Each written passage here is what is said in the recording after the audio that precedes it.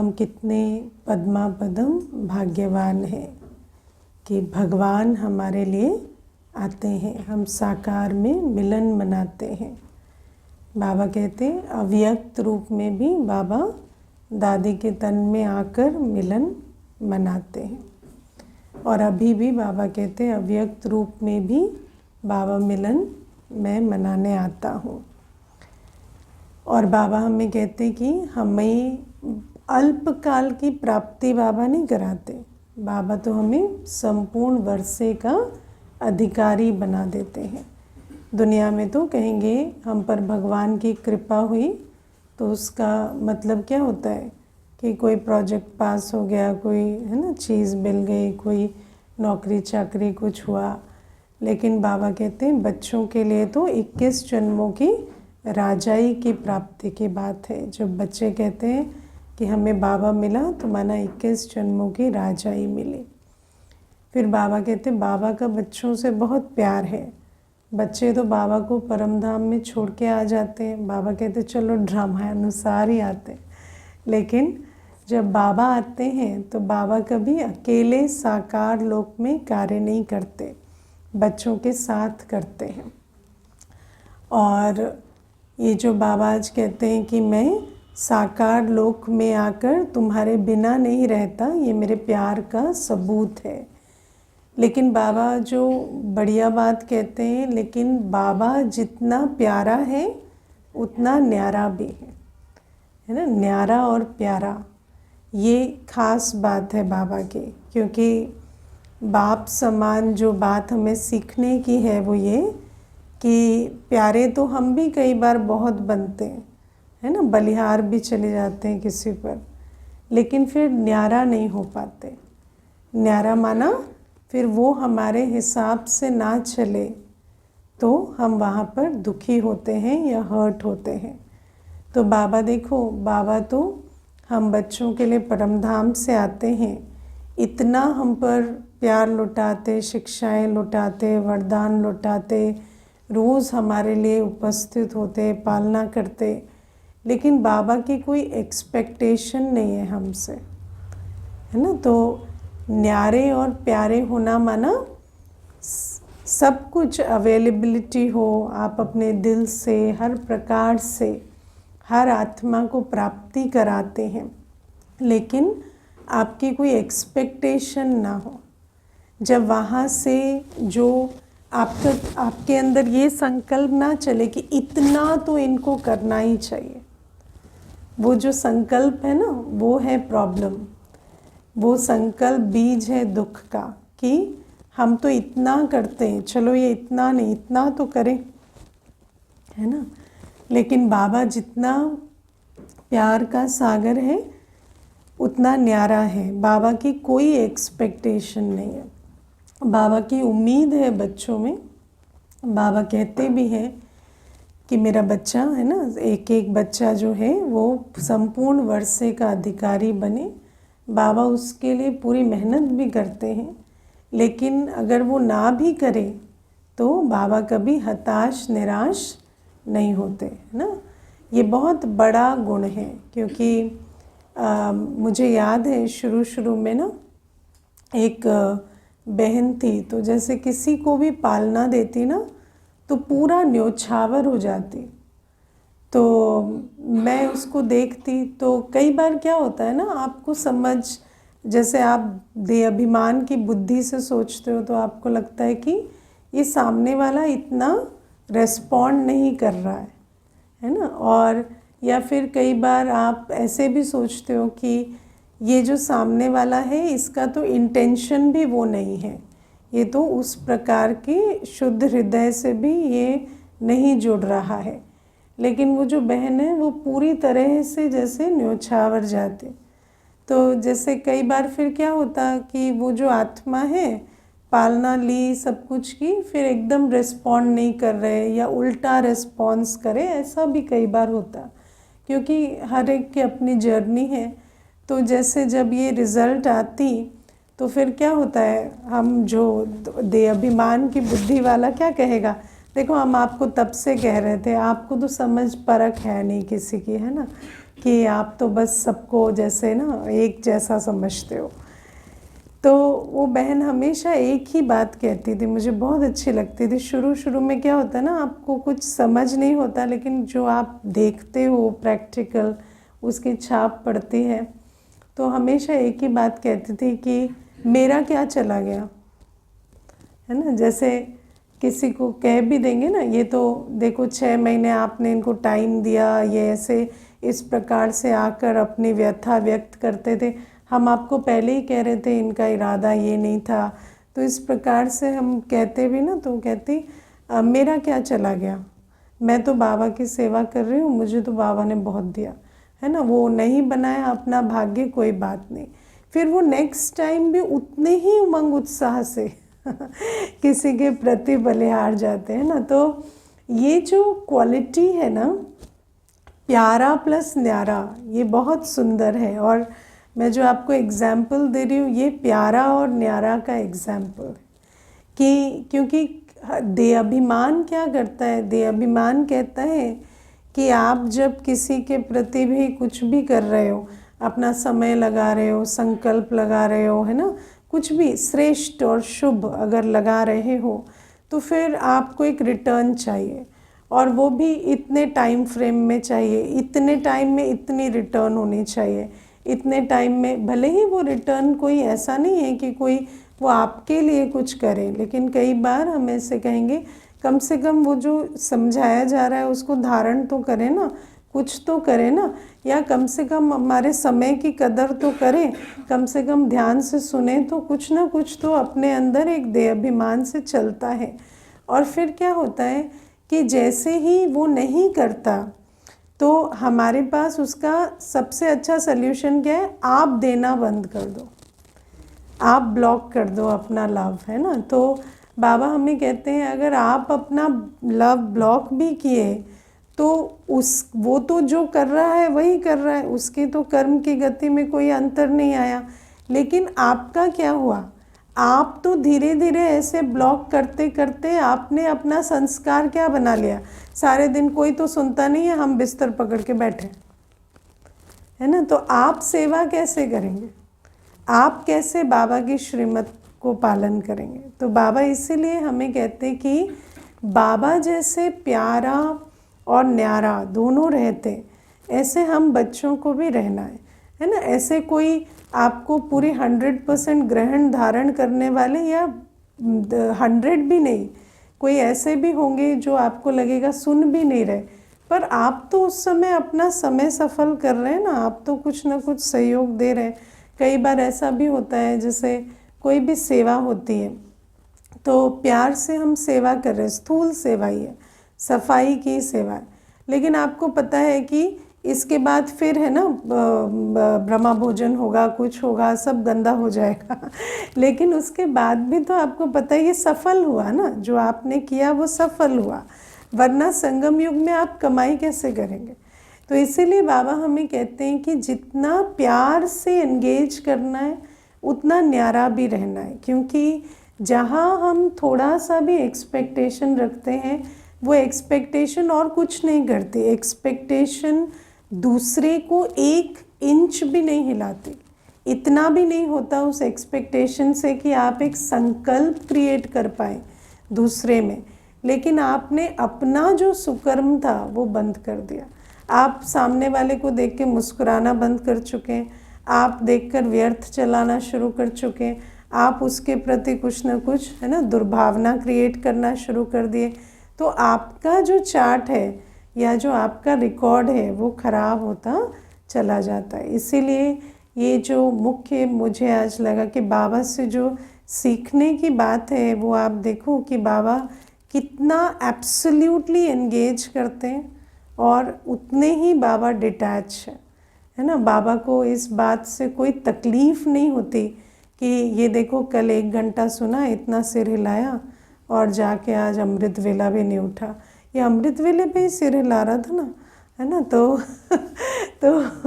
कई बार क्या होगा, अमृत वेले की मुरली चलेगी ना, बच्चा सामने ऐसे ऐसे सिर हिला रहा है ना, और अगले दिन नहीं उठा, तो बाबा तो देख रहा है ना, चलो निमित्त तो ये देखेगा अच्छा कल सिर हिला के आज क्लास में आ गया, लेकिन बाबा तो देख रहे हैं कि तू सुबह फिर सो गया, लेकिन बाबा को कभी ऐसे संकल्प नहीं चलते कि अच्छा अगली बार ना इसको देखना ही नहीं है, सर हिला रहे हैं नहीं, है ना, कि अगली बार इसका कोई वैल्यू नहीं है या ये तो अपनी बात पे पक्का नहीं रहता। ऐसे बाबा के अंदर कोई परिवर्तन नहीं आता।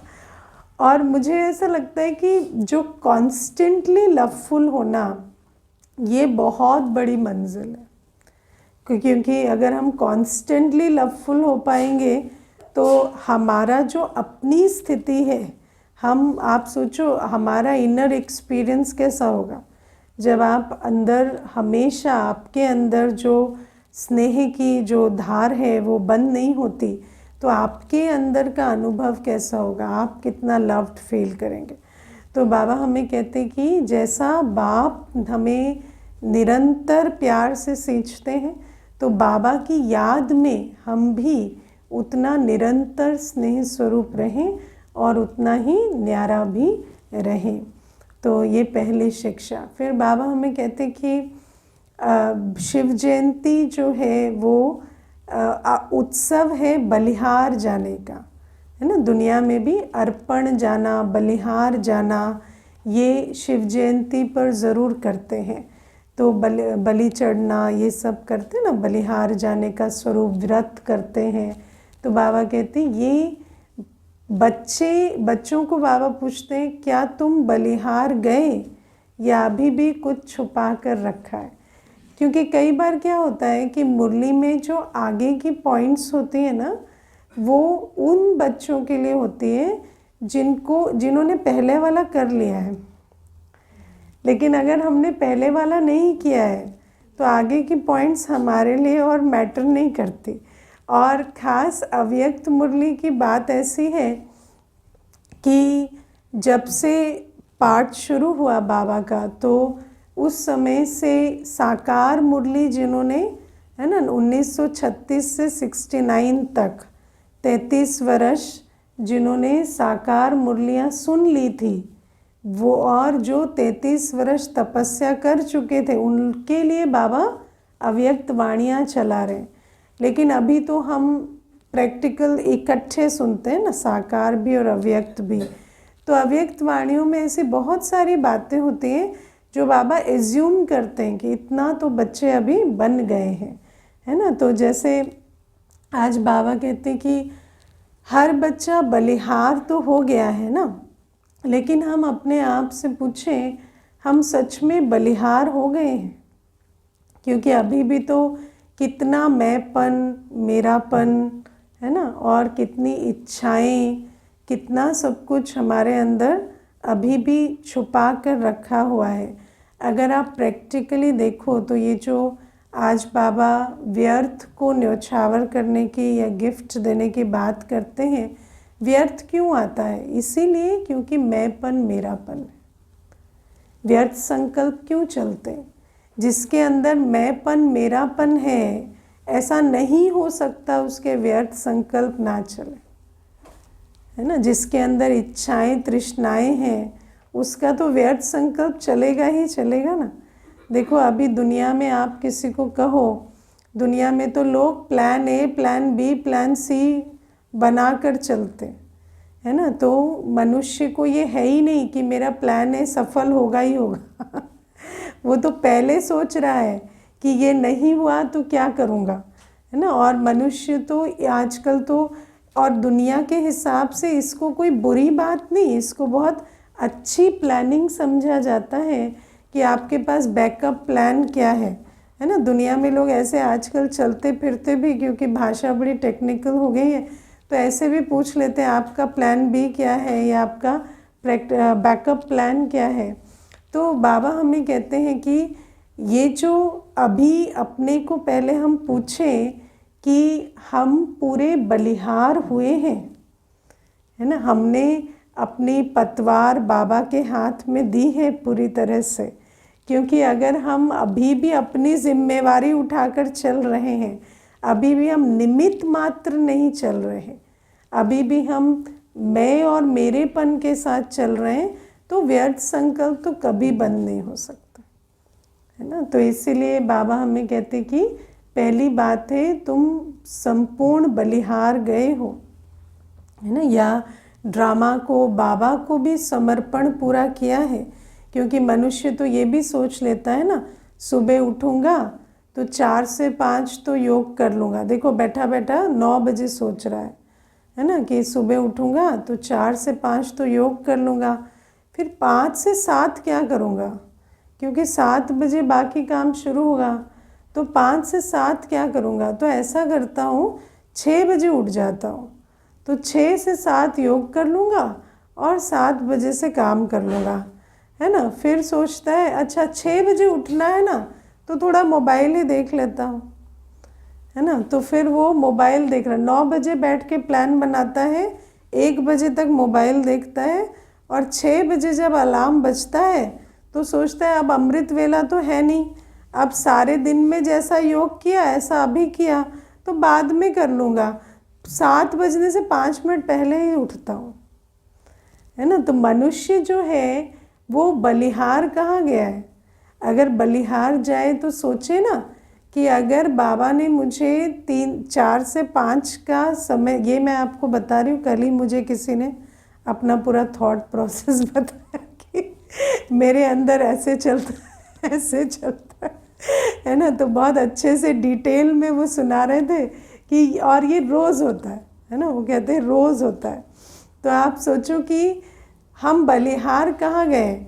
हमें तो अभी भी बहुत चिंता है ना कि कहीं मुझे दिन में नींद ना आ जाए, कहीं मुझे 5 से 7 बजे का समय जो है वो मेरा ठीक से ना बीते, मैं उसको, है ना, सफल ना कर पाऊँ।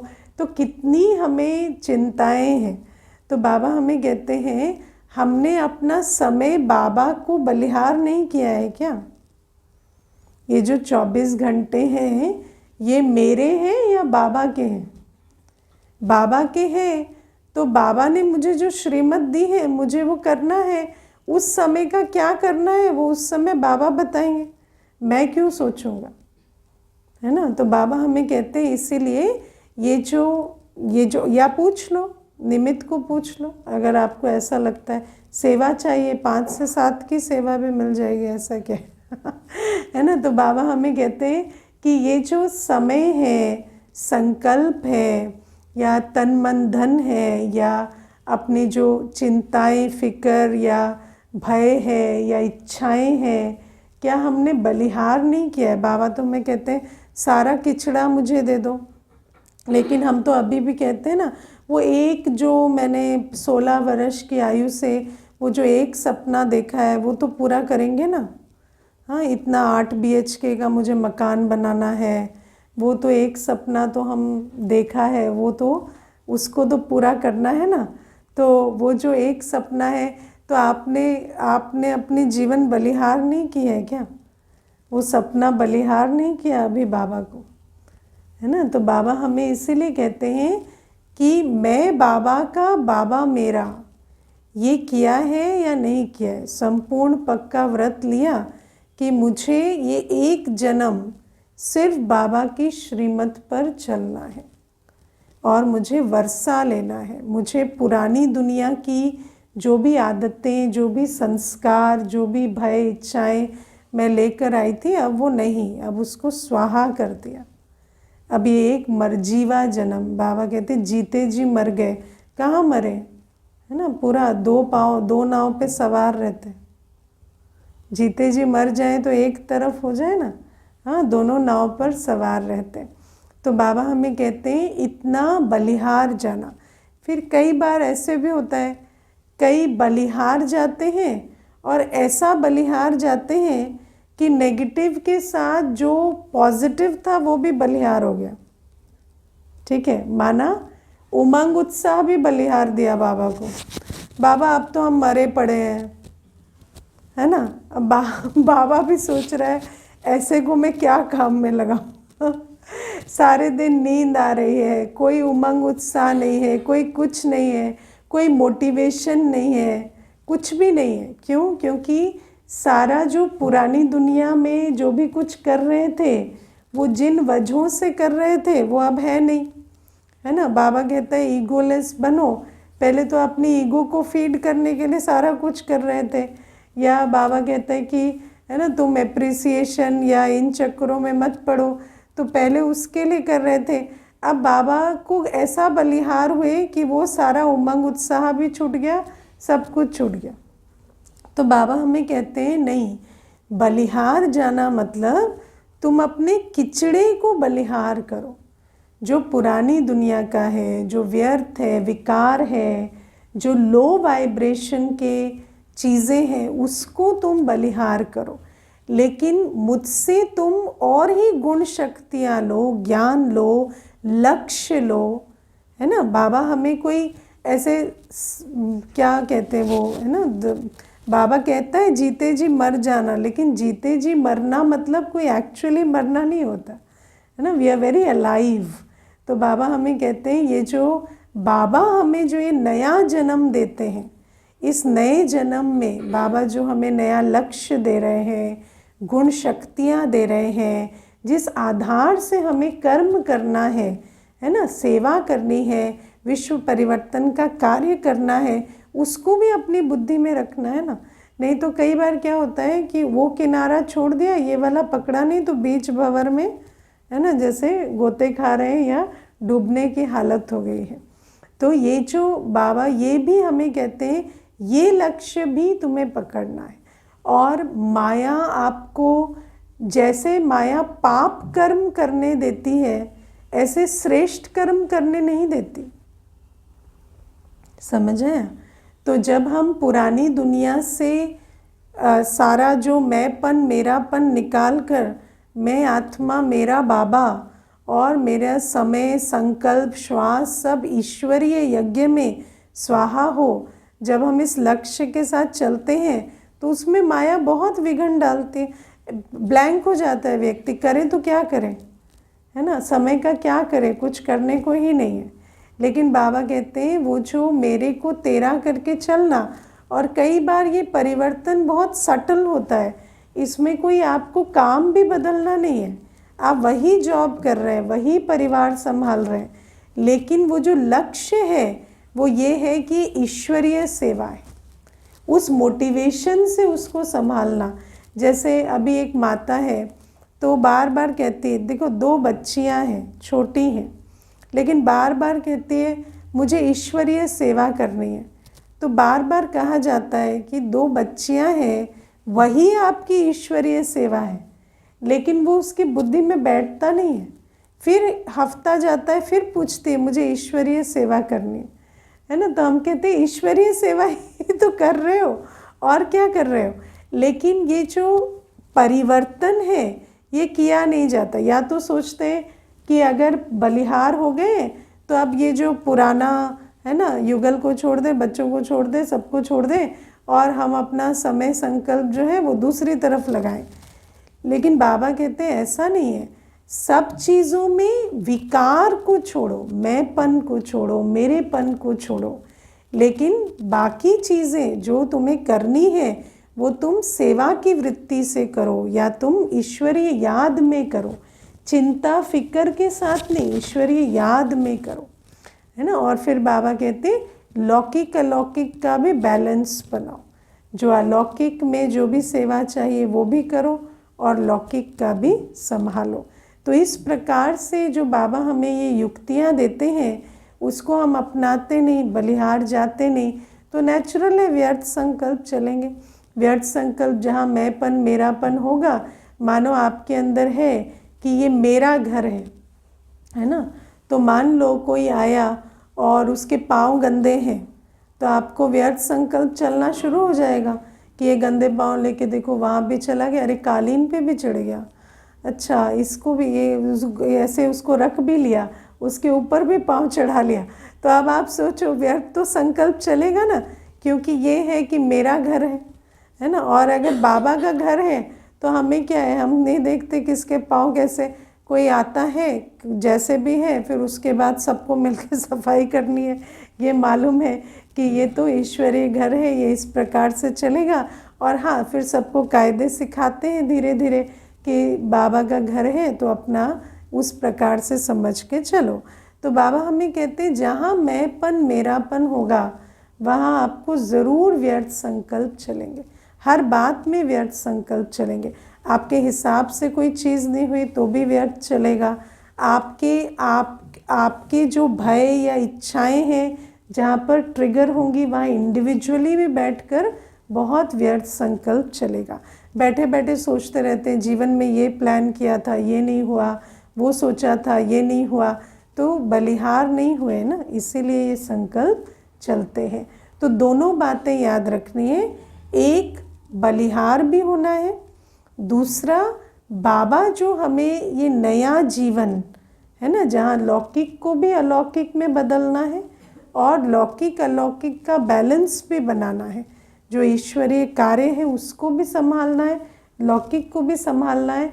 ये जो कला है और उसमें फुल उमंग उत्साह के साथ मोटिवेशन के साथ रहना है, क्योंकि कर्म से ही हम कर्मातीत बनेंगे। जैसे भ्रष्ट कर्म हमें कर्म बंधन में डालता है, ऐसे ही श्रेष्ठ कर्म हमें कर्मातीत बनाता है। तो बाबा हमें कहते कोई किनारा करके या तुम अपना टाइम वेस्ट करके कर्मातीत नहीं बनेंगे, फरिश्ता नहीं बनेंगे, तुम बनेंगे श्रेष्ठ कर्म करके। तो बाबा कहते ये चीज़। फिर बाबा हमें कहते हैं कि और बाबा देखते हैं और बाबा कहते हैं कि गिफ्ट, बच्चों ने बहुत सारी गिफ्ट मुझे भेजी हैं और बाबा के पास एक स्पेशल कैमरा है ना, जिसमें बाबा गिफ्ट देखते हुए बच्चे का स्नेह और बच्चे की सूरत देखते। और बाबा कहते तुम्हारे पास है ऐसा कैमरा? हाँ, तो मैं कल विचार कर रही थी ऐसे ही कि देखो सच में हमारे अंदर किसी की भी भावना पढ़ने का कैमरा नहीं होता है ना। मनुष्य तो आज सोचता है किसी ने महंगी गिफ्ट दी तो वो बड़ी चीज़ है, लेकिन आप हो सकता है कि आपके हिसाब से तो महंगी है, लेकिन उसके हिसाब से, उसके अफोर्डेबिलिटी के हिसाब से वो बहुत सस्ती होगी, है ना। हो सकता है कि उसके लिए ये बहुत सस्ती गिफ्ट हो, लेकिन आप सोच रहे हो कि ये बहुत महंगी है, तो आप तो समझ रहे हो ये बहुत प्यार करते हैं।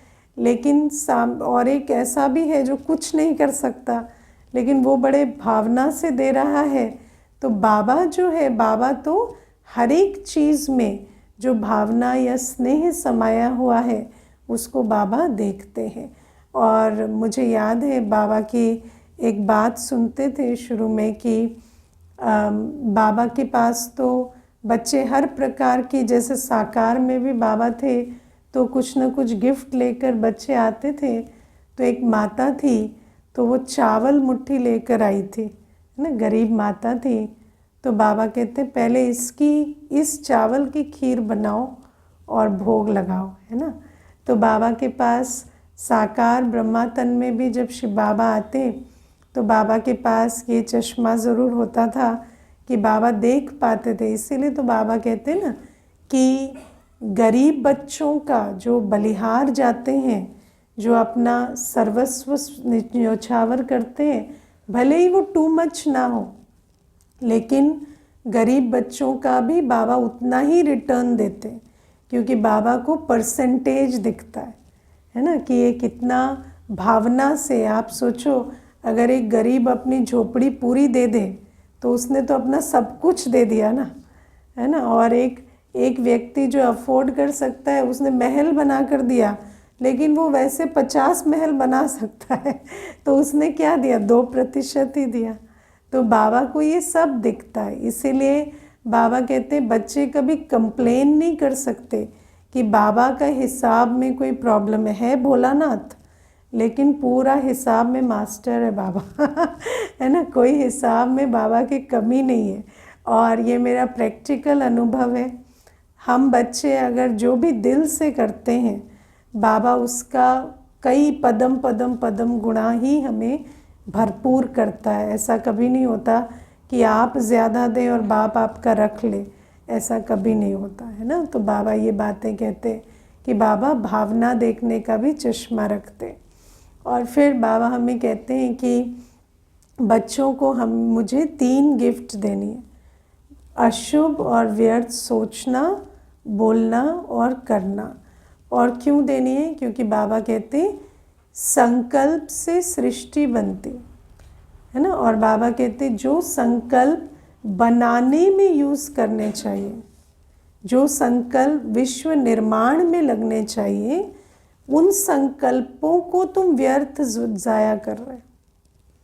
विचार करो कि जिन संकल्पों से सृष्टि बनती है उन संकल्पों को हम व्यर्थ कर रहे हैं। बाबा कहते कई बार ऐसा भी होता है कि कोई बोल में या कर्म में नहीं ला रहे संकल्प को, लेकिन जो संकल्प के रूप में भी अगर वो व्यर्थ गया तो कितना बड़ा रिसोर्स है ना, उससे तो सृष्टि बनती है। तो आप अपना अपना चार्ट चेक करना, हमारे कितने संकल्प बोल कर्म व्यर्थ जाते हैं कि नहीं जाते। हाँ, सारे दिन में क्या है, खाली व्यर्थ। हम तो सोचते हैं, मतलब सच में अगर देखा जाए तो निमित्त जीवन में तो कितना फिर भी है ना बिजी रहते हैं या कार्य में या सेवा में, फिर भी व्यर्थ संकल्प जाते। तो आप सोचो कि अगर हमारे पास याद और सेवा का डबल लॉक नहीं है, जो बच्चे अपना याद और सेवा का टाइम टेबल भी बनाकर नहीं चलते, उनके कितने व्यर्थ संकल्प जाते होंगे। हम तो आप सोचो सेंटर पर रहते हैं तो हमारा याद और सेवा दोनों का जैसे फिक्स टाइम टेबल है। ऐसा नहीं है कि उस समय पे याद ना करें या सेवा ना करें, उसके बाद भी व्यर्थ चल जाता है। तो आप विचार करो कि अगर वो लॉक भी नहीं है तो कितने व्यर्थ का खाता बनता है ना। और बाबा कहते ये व्यर्थ को सरेंडर करने के लिए मैंपन मेरेपन को ही सरेंडर करना होगा, क्योंकि व्यर्थ तभी चलता है जब मैं है मेरा है। तो फिर चलता है ये कैसे चलेगा, वो ऐसे कैसे होगा, ये सारी बातें आती हैं। और नहीं तो बाबा का है बाबा जाने, है ना। मुझे ये कार्य करना है, मैंने इस प्रकार से कर लिया, जो मेरे कंट्रोल में नहीं है उसके बारे में मुझे नहीं सोचना है। मेरा लेना देना बाबा से है, मैंने बाबा के प्रति कर दिया, बाबा से मुझे रिटर्न मिलेगा, बाकी मुझे बाकी चीज़ों के बारे में नहीं सोचना। जो कंट्रोल में है वो करो, जो नहीं है उसके बारे में व्यर्थ नहीं चलाना। तो ये बाबा कहते ये गिफ्ट देनी है। और फिर बाबा इसमें कहते बच्चों की मेहनत बाबा को अच्छी नहीं लगती, तो बाबा कहते मेहनत की जगह मोहब्बत में झूलते रहो, है ना। और बाबा कहते मेहनत ना करूं ये नहीं सोचो, झूले में बैठ जाओ और झूलते रहो तो मेहनत से आप ही फ्री हो जाएंगे। और बाबा कहते मोहब्बत का झूला कौन सा, कभी अतीन्द्रिय सुख के झूले में झूलो, कभी खुशी के, कभी शक्तियों के अनुभव के झूले में झूलो, कभी ज्ञान के, कभी आनंद के। और झूला समझते हो, झूले को ना अगर आप थोड़ा अच्छे से, है ना, कोई धक्का मार दे या आप 2-4 बार अच्छे से धक्का मार कर और उसका वो मोमेंटम बना लें तो कई देर तक झूलता रहता है। तो ऐसे ही हम भी जब बाबा की याद में बैठते हैं तो मानो खुशी, बाबा ने जैसे कहा अतीन्द्रिय सुख के झूले में, तो अतीन्द्रिय सुख के ज्ञान की कुछ पॉइंट्स है ना, अतीन्द्रिय सुख संगम युग की प्रॉपर्टी है उस बारे में, या अतीन्द्रिय सुख हमारा अधिकार संगम युग में कैसे है उसके बारे में कुछ पॉइंट्स को जब उगारेंगे ना, तो उस उगारते उगारते वो मोमेंटम बनता है और आप बिल्कुल उस अनुभव के झूले में झूलने लगते हो। ये योग की विधि है। जो भी बच्चे योग करते हैं ना, वो मेजॉरिटी राजयोगी कहलाते पर योगी होते नहीं हैं। ठीक है, बच्चे सिर्फ ज्ञान सुन रहे हैं, योग नहीं कर रहे हैं, ये प्रैक्टिकल बात है आज की। लेकिन अगर आप योगी हैं तो ये विधि आपको मालूम होगी कि जब आप योग में बैठते हैं तो आप कोई ना कोई सम्मान के आधार से या कैसे भी आप एक विचार सागर मंथन जनरेट करते हैं, जहाँ आप कई प्रकार की पॉइंट्स या चिंतन लाते हैं और फिर उसको धीरे धीरे उस चिंतन से और बातें और अनुभूतियाँ निकलती जाती हैं और वो एक झूले की तरह आप झूलते जाते हो। और जो बच्चे शाम को संडे को योग में नहीं आते, हम समझ जाते इनका योग नहीं लगता है, इसलिए नहीं आते। समझ आया? तो आप भले कहते होंगे हम बिज़ी हैं, हमें मालूम है आप इतने बिज़ी नहीं हैं। तो इसका मतलब है योग तो नहीं लगता, आपको बैठने तक की भी आदत नहीं है 1 घंटा, इसीलिए आप आते नहीं हैं। ठीक है ना? लेकिन एक बात समझ लेना, भले ही ना आए लेकिन एक समय आएगा जब आपको बैठना भी पड़ेगा और बाबा को याद करना भी पड़ेगा। और अगर अभ्यास नहीं किया होगा तो उस दिन कितना मुश्किल होगा। तो इसीलिए आज अगर बैठना मुश्किल लग रहा है ना, तो भी बैठो। योग नहीं भी लग रहा ना, तो संगठन के बल से लगेगा। और अगर ये अपॉर्चुनिटी भी ऐसे मिस करेंगे कि भाई कोई देख लेगा हमारा योग नहीं लगता, पता चल जाएगा, पता वैसे भी है, नाम लेके भी बता सकते हो, है ना? ऐसा नहीं कि पता नहीं है, तो पता वैसे भी है, लेकिन आप अपने बेनिफिट के लिए ये जो अपॉर्चुनिटी है ये लें। और रोज़ शाम को भी योग होता है, अमृत वेले का योग आपको खुद, है ना, घर में, क्योंकि सुबह का वायुमंडल ऐसा होता है कि बुलाने की बात नहीं होती, उस समय थोड़ा रिस्क हो जाता है। पर शाम का योग और संडे इवनिंग का संगठन योग, ये तो कभी मिस नहीं करना। तो बाबा हमें कहते हैं ये जो झूले में झूलना है, ये झूले में झूलना, इस मोहब्बत के झूले में जब झूलने लगेंगे तो वो जो दूसरा झूला है मेहनत का, उसमें नहीं झूलेंगे। वो मेहनत जो है वो फील नहीं होगी, क्योंकि जब बाबा के प्यार में, खुशी में हर कार्य करेंगे तो कार्य भी हल्का लगेगा। और दुनिया में भी कहते हैं लेबर ऑफ लव, है ना? तो प्यार में मेहनत नहीं होती, उसको कहते हैं लेबर ऑफ लव। तो ये बातें दुनिया में भी कही जाती हैं। और बाबा हमें कहते हैं माया भी झूले में झुलाती है ना? लेकिन माया के झूले में नहीं झूलना। माया भी झूले में झुलाती है, झूलते झूलते कहाँ पहुँच जाते हैं? निद्रा लोक। हाँ, बाबा कहते हैं जैसे यहाँ झूलते झूलते परम धाम पहुँचना है, माया झुलाते झुलाते निद्रा लोक पहुँचा देती है। और निद्रा लोक पहुँचकर भी पता नहीं चलता ये परम धाम है या निद्रा लोक है ना? तो मैं कई बार सुनाती हूँ ना, एक बार योग भट्टी हुई तो एक माता जो है सोई सोई गिरी पड़ी सब कुछ की, उसके बाद लास्ट में आके बोली इतना अच्छा अनुभव हुआ आज योग का दीदी, ऐसा कभी भी नहीं हुआ पहले, है ना? तो मैंने कहा माता जी बहुत दिनों से सोए नहीं थे, नींद पूरी नहीं हुई थी आपकी। हाँ, तो ये भी क्या है कि फिर बाबा कहते हैं बच्चे, देखो कई बच्चे ये प्रश्न पूछते हैं तो आज उत्तर ले लो। कई पूछते हैं योग से तो हल्का लगना चाहिए ना, माथा भारी क्यों हो जाता है? तो माथा भारी इसलिए होता है कि योग करते आप परम धाम नहीं जा रहे, निद्रा लोक जा रहे हैं, इसीलिए माथा भारी हो रहा है। अगर बच्चा परम धाम जाए योग करते तो कभी माथा भारी नहीं होगा। तो ये उसका उत्तर है ना? फिर आर्ग्यू आप कितना भी करें, नहीं नहीं हम तो निद्रा लोक नहीं जा रहे हैं पता भी नहीं चल रहा कहाँ जा रहे हैं। हाँ, तो ये है। और बाबा कहते बच्चों को शुभ संकल्प रखना है कि हम 108 की माला में आएंगे, है ना? 108 वाले बनेंगे। किस किस का ऐसा संकल्प है कि हम 108 की माला में आएंगे? हाँ? अभी तो सभी उठाएंगे, नहीं सच में प्रैक्टिकल संकल्प है। हाँ वो ऑनलाइन भी हाथ उठाओ। हाँ, कईयों का तो मालूम है, लिख के भी भेजते हैं ना। तो जिनका भी बाबा कहते नहीं भी है तो वो शुभ संकल्प रचना है। ऐसे नहीं कि इसमें बहुत ह्यूमिलिटी है कि हम तो हाथ ही नहीं उठा रहे, है ना? उठाते क्यों नहीं, उठाना है ना हाथ। तो 108 में आने का शुभ संकल्प हर बच्चे को रखना है। और बाबा हमें कहते हैं वो मेरी प्रॉब्लम है कि मैं 108 को कैसे फिट करूँगा, वो मेरी प्रॉब्लम है। लेकिन आप अपने संकल्प को ढीला नहीं करना।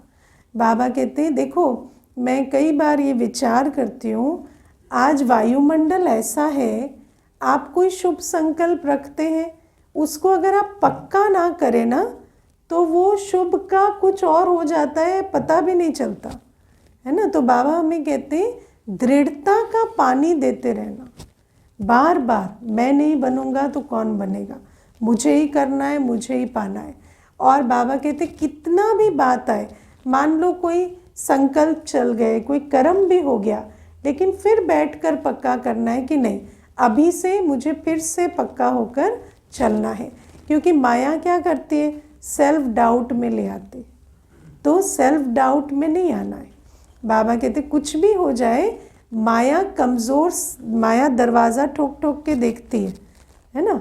माया देखती है कौन सा दरवाज़ा खुला है। तो जैसे ही परिस्थिति, माया कैसे दरवाज़ा ठोकती है, परिस्थिति आती है ना। परिस्थिति आई और आपने अपना संकल्प ही ढीला कर दिया। जैसे कि 108 में आना है तो सबसे बड़ी बात क्या है, टाइम टेबल, है ना। और मानो कोई परिस्थिति आई, मानो लाइट नहीं है, कुछ नहीं है ना, और उस समय पर आपको संकल्प चला है पानी तो गर्म नहीं है, तो पानी गर्म नहीं है तो कैसे नहा के जाए। तो जैसे ही आपने संकल्प ले लिया आज शाम की क्लास कर लेंगे, तो क्या हुआ, माया ने सुन लिया, माया पूरा द्वार खोल लेगी, फिर शाम को भी नहीं आएंगे उस दिन, और शाम की भी क्लास नहीं होगी। इसीलिए मानो अगर माया ने परिस्थिति के द्वारा द्वार खटखटाया, लाइट नहीं है, आप कहीं कोई बात नहीं, ठंडे पानी से नहा के जाएंगे तो हो सकता है लाइट भी आ जाएगी, गीज़र भी चलेगा और आप जाएंगे भी, गर्म पानी से भी नहा कर जाएंगे। क्योंकि बाबा हमेशा कहते थे ना कि कोई बात होती है तो जैसे बाबा भी परीक्षा लेते थे, बाबा कोई बात कहते और अगर बच्चे दृढ़ संकल्प वाले होते थे तो बाबा कहते पास हो गए, तो माया भी कहती होगी अच्छा पास हो गए तो अब इनको छोड़ो, दूसरे दरवाजे पे चलो, ठीक है ना। तो बाबा इसीलिए कहते हैं कि कोई भी बात हो जाए, आप अपने संकल्प को तन मन धन की सेवा के प्रति या चाहे दिनचर्या के प्रति, जो भी आपका दृढ़ संकल्प है जिसके आधार से आप 108 में आएंगे। 108 में ऐसे तो नहीं आएंगे ना, मैं 108 में आऊँगा करके, आएंगे तो करके ना। तो जब पुरुषार्थ और सेवा की हर संकल्प में आपकी दृढ़ता होगी कि मुझे करना ही है, और चाहे कितना भी माया दरवाज़ा खटखटाए आप खोलेंगे नहीं, तो फिर 108 में ज़रूर आएंगे। तो बाबा ये भी कहते हैं कि लक्ष्य को कभी ढीला नहीं करना, माया के लिए दरवाज़ा नहीं खोलना, और जो बच्चे हिम्मत रखते हैं बाबा हज़ार भुजाओं से उनकी मदद ज़रूर करते हैं। अच्छा, ओम शांति।